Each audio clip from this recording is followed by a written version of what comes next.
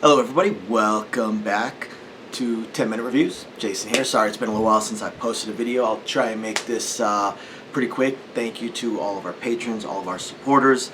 Really appreciate it. Don't forget to check the links down below for links to today's book and anything else that we might find applicable. I need to have some traffic through that Amazon thing that you guys suggest in order for it to keep going. Otherwise, I'm going to go ahead and jump right into today's video. Today I want to talk about, as you see, I'm in my alternate videoing spot with the puppies running around. Can't film upstairs right now. Anyway, today's video I want to talk about a series and a book, or a series and an author I've talked about many times in the past. I want to talk about KD Robertson and Mob Sorcery 3. Mob Sorcery 3. KD Robertson, I've really begun to enjoy their books. His books, her books, I'm not entirely certain, but fantastic books. Neural Wraith was an awesome series, and Mob Sorcery is turning into a fantastic series. I actually talk about it a lot to my wife because I love the world building, and we're both fans of the mob. So having kind of a mob inspired sort of urban fantasy esque book is pretty cool. But so Mob Sorcery 3, we are back with Vince, our independent enforcer in this little modern times adjacent or urban fantasy type city that's it's almost like its own little city state. It's got a few exemptions from various laws. It's basically kind of the hub of magic for the United States, and has all these very intricate laws regarding magic, especially with the enforcers like Vince is. Vince is basically, enforcer is pretty much what it sounds like. He's basically magical muscle. And there's laws that govern them. He's a registered enforcer. They have private enforcers. They have independent enforcers like he is. They have police enforcers.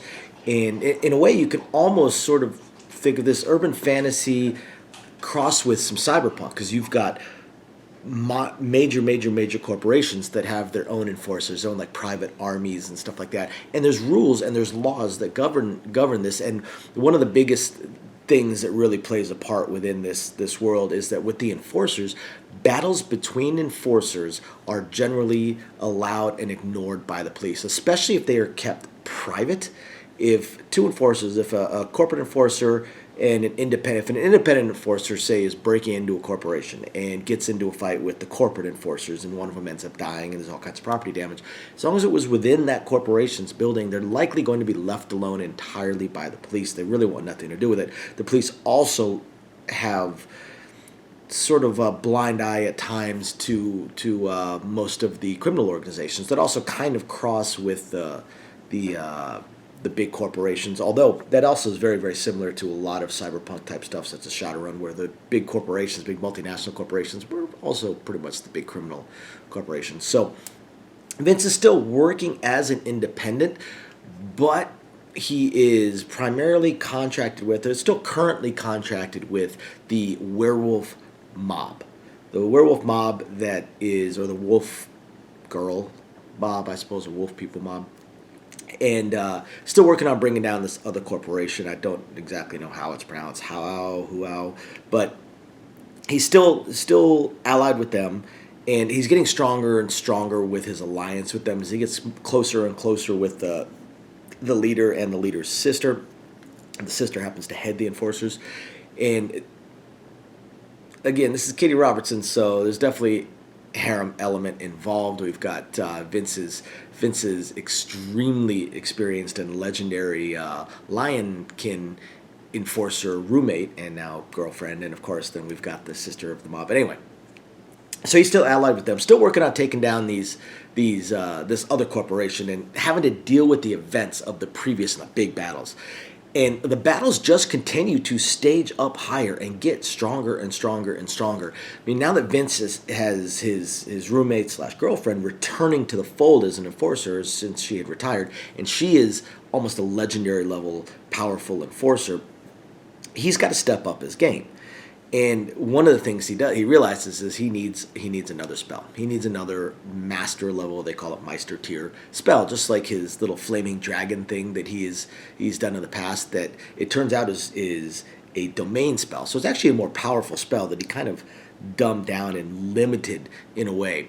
But he realizes this thing takes him 4 or 5 minutes to cast. He needs something else. He needs something else, and he needs something that can be a little bit of an area denial spell as well. Even though the dragon can do that, it's much more of a domain offensive, defensive sort of thing, and he needs more of an area denial, area control type of spell. So we've got a little bit of a thing dealing with that. And although that's just a small little subplot, then we still have these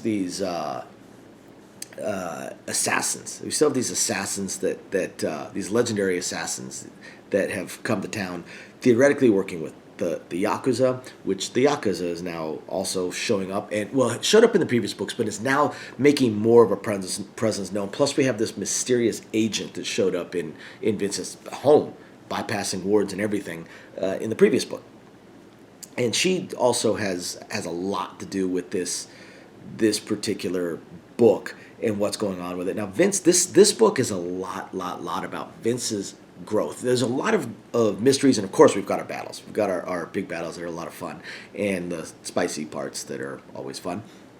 But this book really deals a lot with growth. Almost feels like a transition book between the first two books and whatever's coming next, because it feels like Vince is transitioning and gaining not just strength, gaining more understanding of himself, because there is a level of strength to him that he does not understand, that is visible to other extremely powerful beings, such as the demon that he has worked for, the demon crime family that he has worked for, as well as dragons. He actually ends up meeting a dragon, and anybody else that with a sufficient level of power, generally the mythological type of creatures.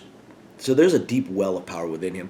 Plus the things he's done. I mean, his Meister tier spell is pretty incredible, especially for his level, and other things that he has done. He has definitely shown that he is stronger than he should be, and he's starting to explore that. So he's working on making another Meister tier spell.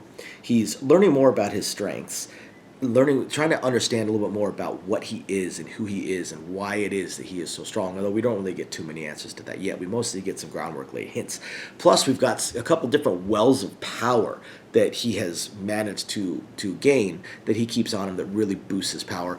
Along with that, he's continuing to gather strong allies around him, strong and powerful, very, very powerful allies around him, such as, again, his roommate, but more and more powerful allies and quasi-friends, and we've already been introduced to the succubus one. The demons still play a part in this, the ones he used to work for, and he still does occasionally work for, because again, Vince is very, very big on keeping his independence as an enforcer. So the demons are entering this, and now we've got a new demon entering the fray, and this is also a very interesting person. Plus, we've got Vince's connections with the police force, Vince's connections with the magical flying version of Uber.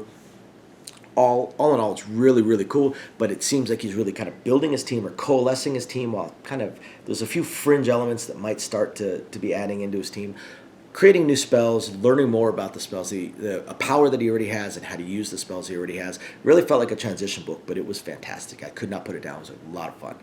Thank you, everybody, for watching. We will catch you guys next time.